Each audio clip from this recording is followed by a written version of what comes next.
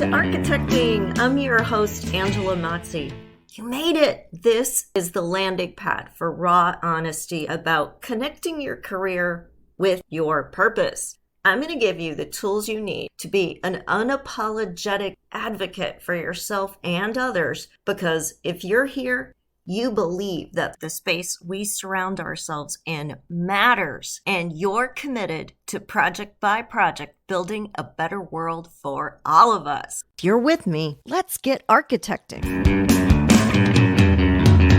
Hey, Bright Lights, it's Angela. I'm so glad you're here. Welcome back to Architecting. It means so much to me to be able to coach you through the issues that we explore on this show so you can live your best architect lifestyle. Really claim that stressless success that you are meant to have, where you have super high quality of life and you know you are making a difference through your work. That's living the dream. And I want to give you every resource I can to help you get there. Today is such a powerful episode. I'm going to get really vulnerable. This is the last in my 3-part series on introverts. If you haven't listened to the first 2, go back and take a listen. They're exploring a lot of the ways that introverts navigate the world that sometimes can make it look like we're extroverts because we're really good at putting on a persona of what a successful leader looks like.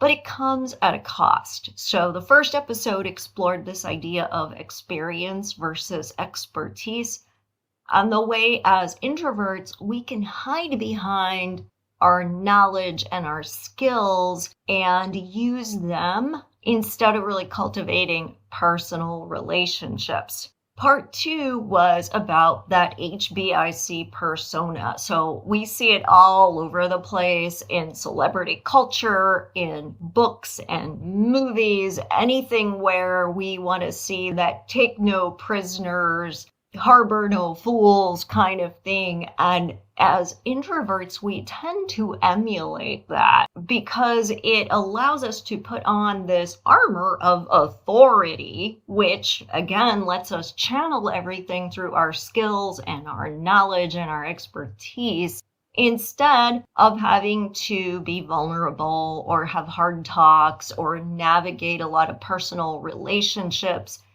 If someone stands in our way, we can just shut them down in this HBIC mode. Most people who assume this persona would never be thought of as introverts, but if you were to ask them, they would tell you, and you may be one of them, yeah, I'm totally an introvert. And remember, introverts are not shy, and we're not incapable of having powerful relationships. It's just that we don't get our energy from being with people. So we enjoy having an inner circle of a few close people. We also like our solitude, our time to reflect and process. And we do some of our best work alone, not collaboratively. That doesn't describe the modern workplace very well. So we adopt these personas as introverts and end up feeling really stressed out, overwhelmed, and burned out because we aren't taking that time to recharge that we need. We aren't really being our authentic self. The last part that I'm going to cover today is about being made wrong.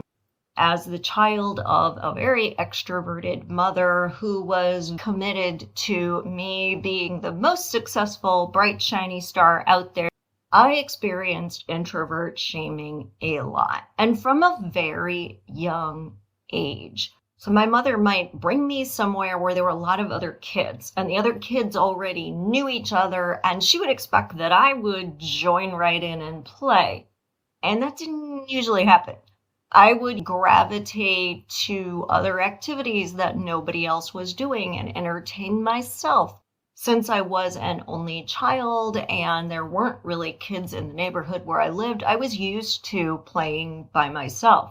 Or I would hang out with the adults because I was used to being around adults all of the time. She would bring me shopping with her. And of course, like all kids, I didn't exactly love shopping. And I would make a game of hiding in the clothes racks or doing other things that she considered antisocial behavior.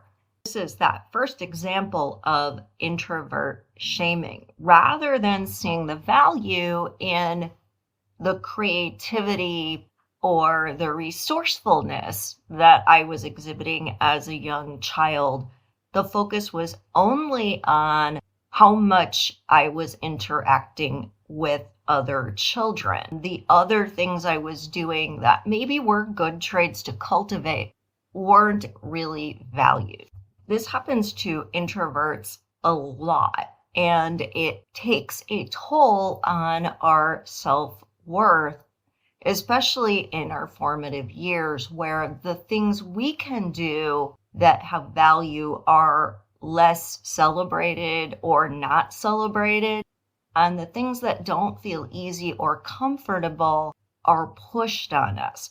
So we start to form an image of ourselves as having less to contribute because our worth and our value is only seen in social skills.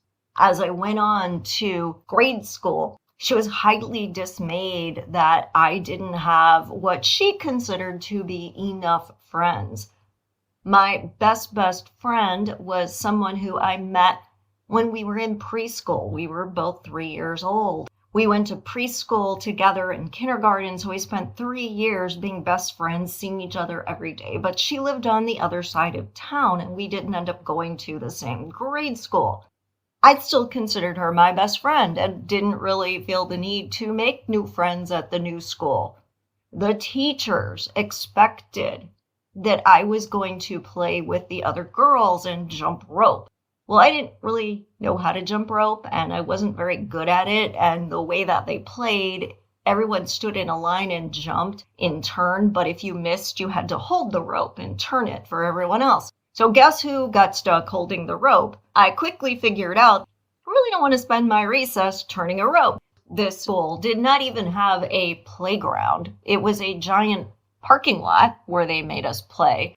And there was this giant industrial pipe that was probably 10 inches in diameter that was nailed in along one edge of the parking lot as a wheel stop. I took gymnastics and I loved the idea of the balance beam, so I would spend my recess walking up and down this giant pipe, doing different tricks and playing on it like it was my own personal balance beam. I was having a great time. What I didn't know was that behavior that to me was fun and meaningful and absolutely a form of play was being viewed by other people as a problem. And this is the next part of introvert shaming. I'm sure many of you have memories growing up similar to this, where this area where you felt uncomfortable and awkward was held up and valued disproportionately, and you were not given tools to succeed at developing that trait. Instead, the extrovert way of doing it was just pushed down your throat. And you may have had similar experiences where you were incredibly distraught, crying, feeling horrible about yourself because you just couldn't do it. It was terrifying to me to think about approaching someone and saying, "Hi, would you like to play?" That would never have worked for me or really any introvert child. It needs to be a more organic thing. Introverts often succeed socially when they have a social magnetizer.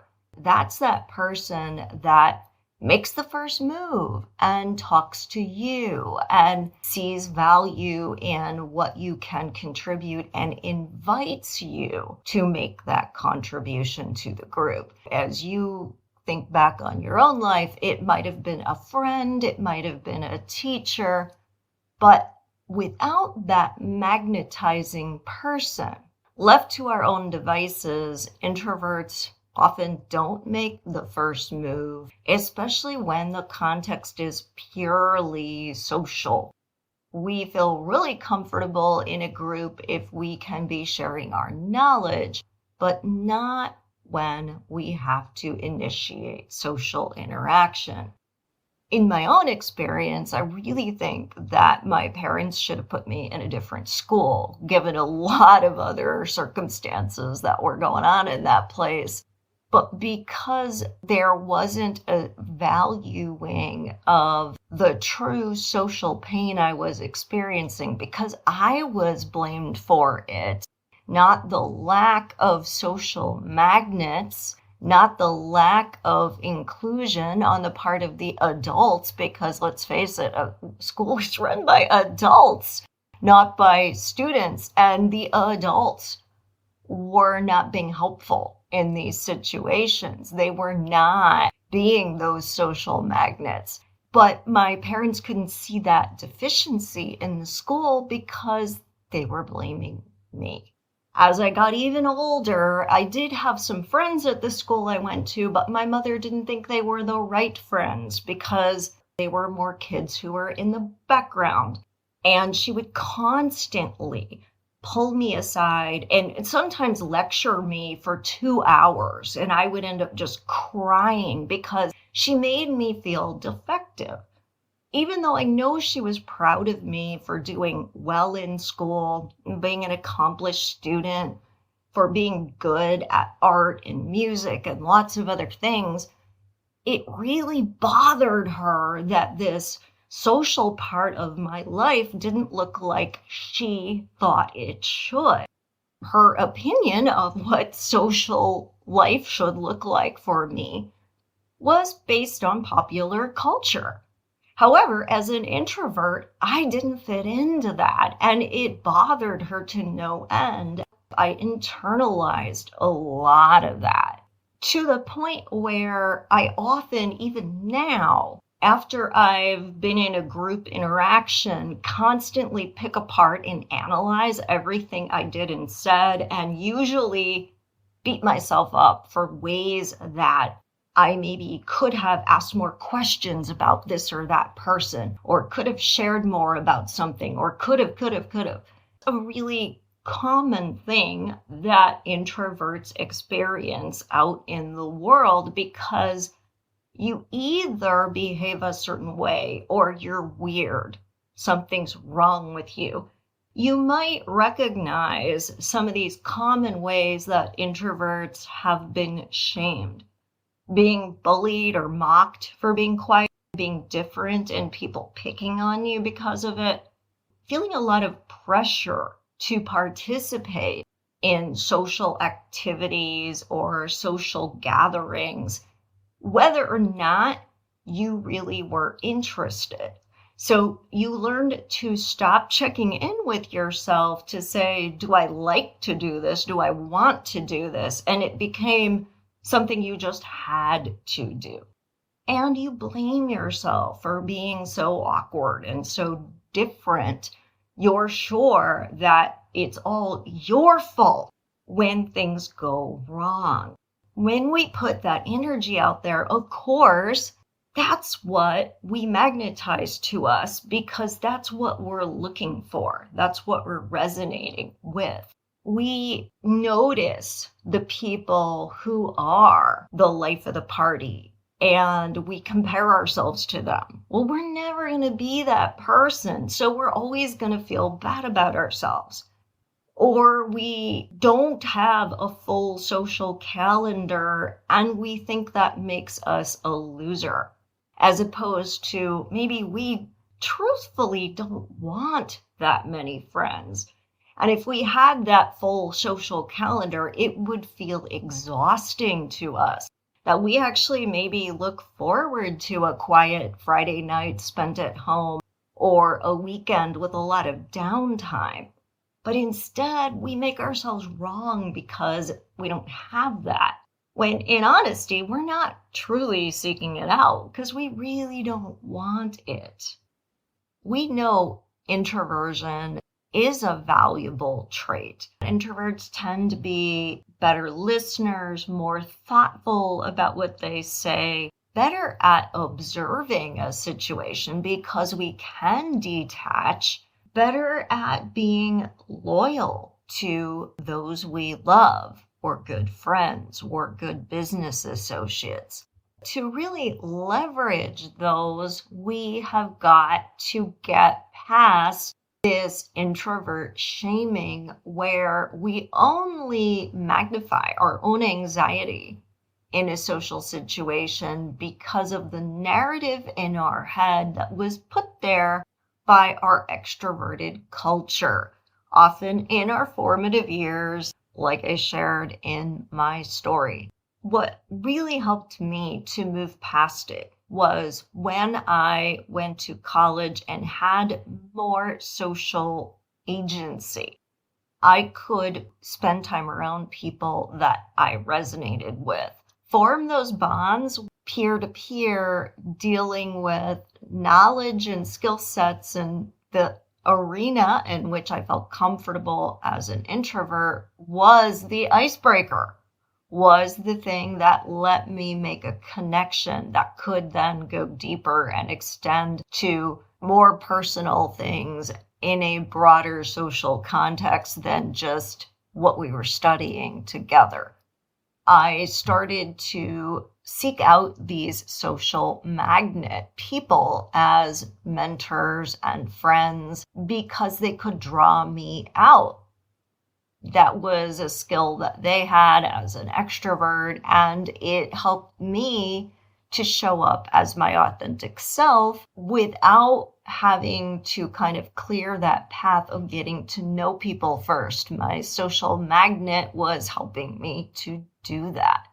I learned from a mentor who I worked with when I was on the Phoenix Housing and Neighborhoods Commission. This was in my mid-20s, pretty early in my career. I was assigned leadership roles because often people assume that if you know the material and can confidently walk through it, that that's enough.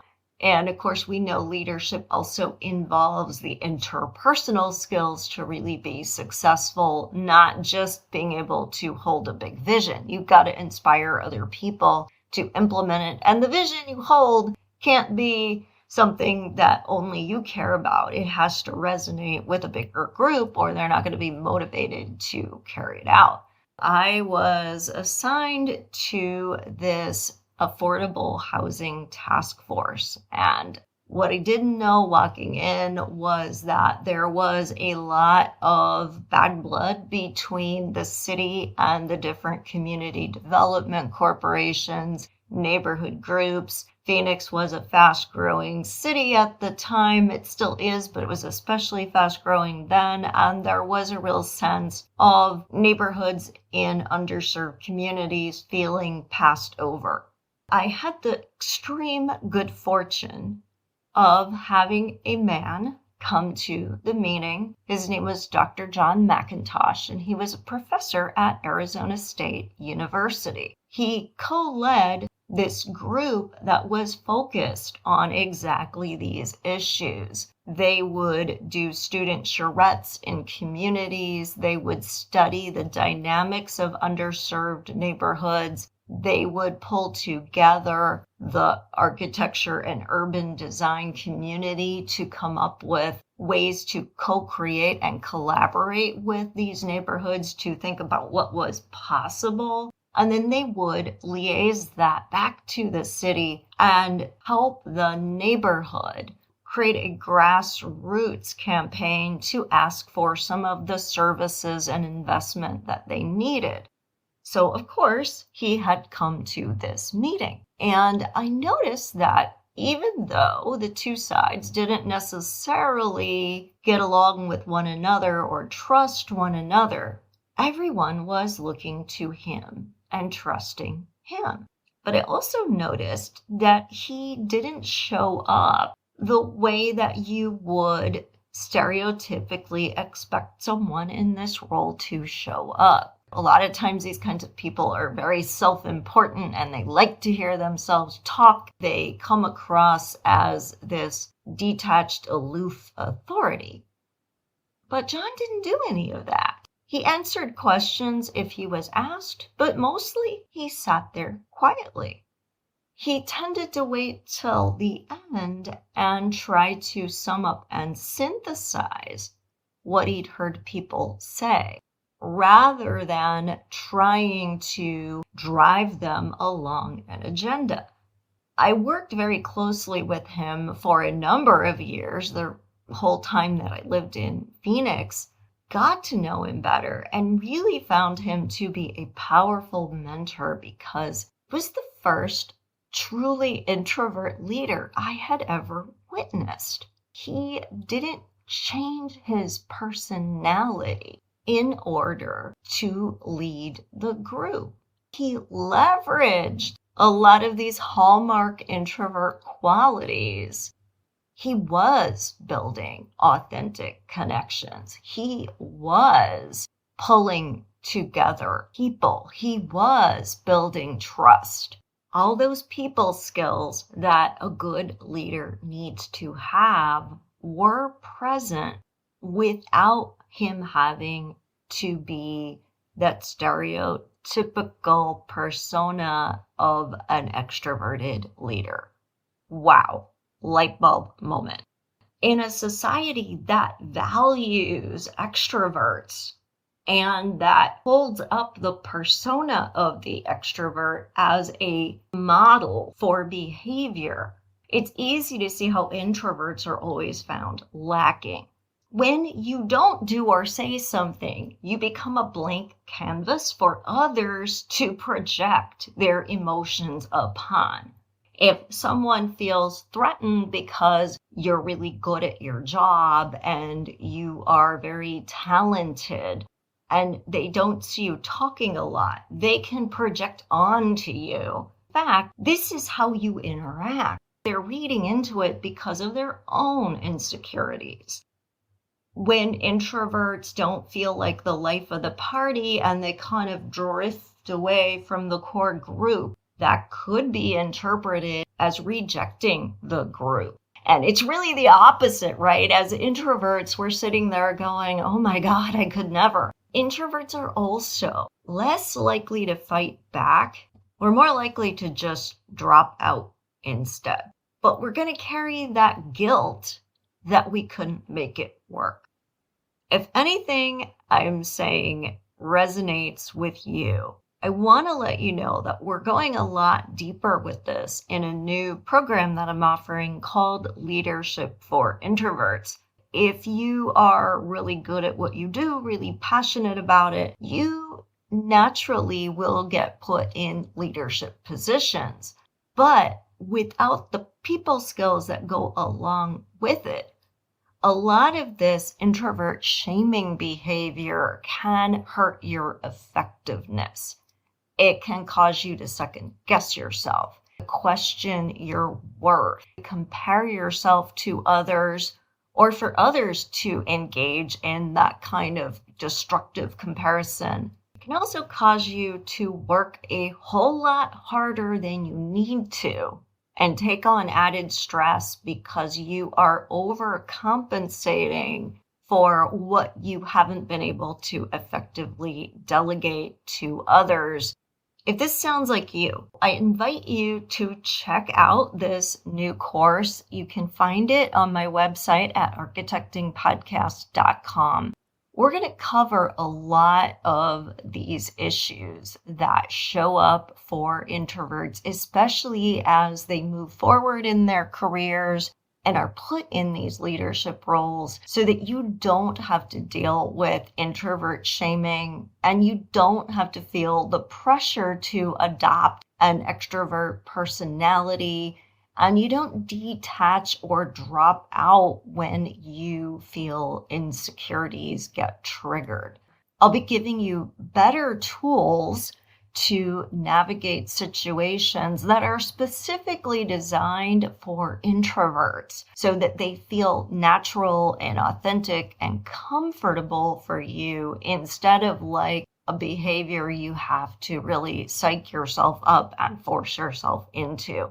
I'd love to be your coach on this, help you to really move past a lot of the life situations I shared in my story, and I'm sure you have similar experiences. It can mean so much to stop making yourself wrong and to realize that it isn't you. It is the lack of tools that you have been given to navigate. It is the fact that other people also feel pressure to show up as extroverts, even though they might be introverts. Let's dissolve all of that and let's really work from your strengths as an introvert to help you connect better and develop those soft skills that will make you a much more powerful and effective leader. Check it out at architectingpodcast.com. I'd love to have you in the class. And as always, if you resonated with this information and you know other people would too, be sure to share this content with them. Go back and listen to that whole 3-part series and think about joining me for this class. We start mid-January, but if you get in now, you will snag some really cool bonuses, a meditation to help you ground in and center yourself, my audio on how to use your body language more effectively, as well as where you position yourself in a room or at your desk. And also you will get my networking guide. So these are really cool bonuses and I really want to give them to you. So don't delay. Go to architectingpodcast.com, sign up. It is just $88 and it will take less than 3 weeks if you follow along to complete this class, to get those skills that you can put into practice and really see that difference right away. And remember, you can go back anytime too. So if you've got a big meeting coming up or you need to have a hard talk with someone, you can always go back and listen to that particular lesson, get what you need from it, and be equipped to show up as your best self. Thanks so much for being part of the architecting community. I love you all, and I hope to see you in the class.